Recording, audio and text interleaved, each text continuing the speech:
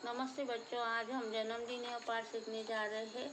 हमने पहले देखा है कि बबलू किस तरह पानी का दुरुपयोग कर रहा था। तो उस दिन शीला मौसी की बेटी पूजा का जन्मदिन था। तो एक दिन क्या हुआ कि उसकी मौसी थी, उसके लड़की का जन्मदिन था पूजा का।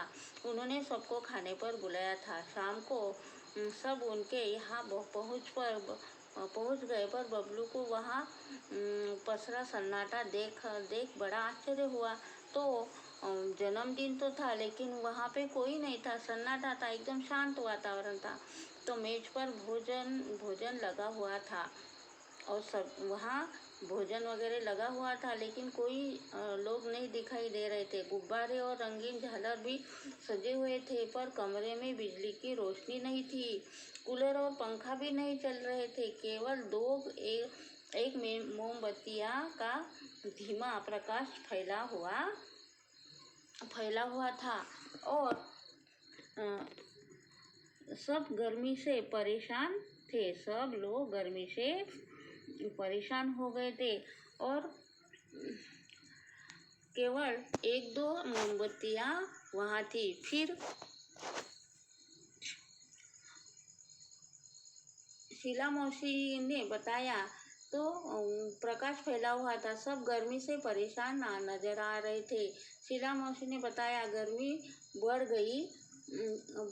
जाने से बाहर तमाम जगहों पर बिजली का भार बढ़ गया है। अब क्या हो गया है कि गर्मी का मौसम आया है, तो गर्मी बढ़ जाने से क्या हो गया है, तमाम जगहों पर बिजली का भार बढ़ गया है। इसीलिए कंपनी ने हम अपने यहाँ भी आज से कटौती शुरू कर दी है। तो हमारे यहाँ की बिजली की कटौती शुरू कर दी गई है। तो आज कॉलोनी के इस ब्लॉक में कटौती हुई है।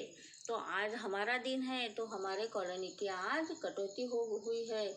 फिर बारी बारी दूसरे ब्लॉकों में भी कटौती रहेगी और आज हमारी है, कल दूसरे ब्लॉक की होगी। ऐसे एक नंबर से एक बारी सबकी कटौती होंगी। इससे क्या, हम पूजा का जन्मदिन तो हंसी खुशी से मनाएंगे ही।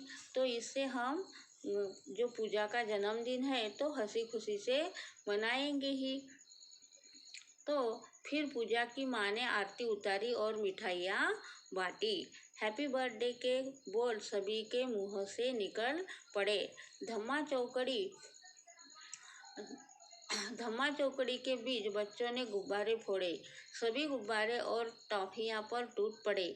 कुछ देर के लिए सब गर्मी की परेशानी भी भूल गए और वो जो हैप्पी बर्थडे के गुब्बारे थे वो फोड़ने लगे, धम्मा चौकड़ी करने लगे और टॉफियों पर टूट पड़े। इसीलिए सब जन तो उनको गर्मी की परेशानी नहीं हुई, भूल गए।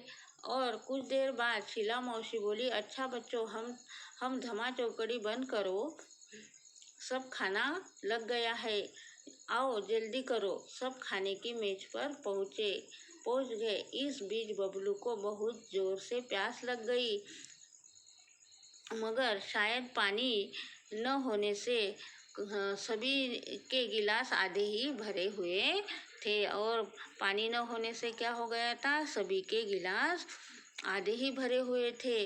बबलू एक घूंट से ही सारा पानी गट करके, इससे उसकी प्यास नहीं बुझी। तो एक घूंट से उसकी प्यास भी नहीं बुझी, फिर भी वह खाने में जुट गया। 2-4 चौकोर भीतर जाते ही उसकी ध्यान और भड़क गई, उसकी प्यास और भड़की और उसे और प्यास लग गई। खाने के बाद वह प्यास से बेचैन हो उठा।